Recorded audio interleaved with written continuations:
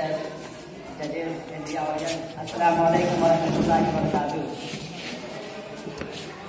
Today's my topic is inculcating core values among the children and the role of the education. First of all, I would like to take a quotation of Dr. APJ Abdul Kalam. He emphasizes on education.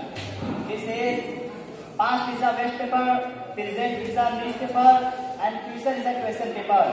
So that we have to read and write carefully, otherwise one day the day will come, our life will be as a tissue paper.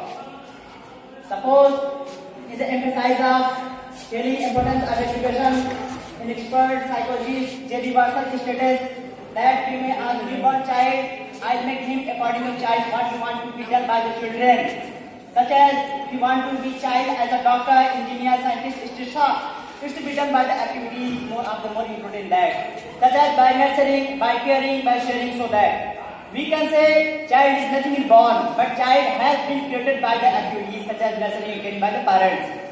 In our constitution, in fundamental right, in Article 21(8) has been mentioned that free and compulsory education should be given to every children in the group age of 6 to 14 years. We can say in simple language such as every Indian citizen children should be given equal education till the age of 14 years without any discrimination. Now here is a question in this against that what type of education and high education should be given to the children. Then its clear solution has been mentioned in NCF 2005. See, NCF 2005 talks about that education should be given learning without burden, learning by doing, learning by playing. If the education has been provided on this process, one day they will come, all types of core values will be inculcated in the children. It's every day. Now we can say, mentioning the few of the opinions and insights views of Maulana Abul Kalam Azad.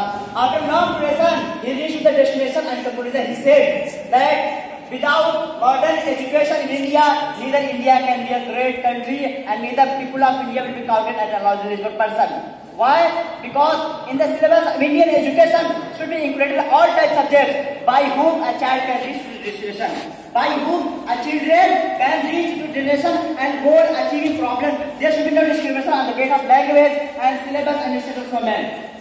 So that because every child is unique and the mind of child is like a blank slate. Whatever will be written in the initial time, at the time of birth, during the education of basic, that should be reflected and seen at the time of activity in the future time. So that before inculcating core values among the children, we have to testify that is called intelligence quotient. Intelligence quotient is a kind of process to know the level of understanding of children, such as 3 terms has been given by J.D. Watson.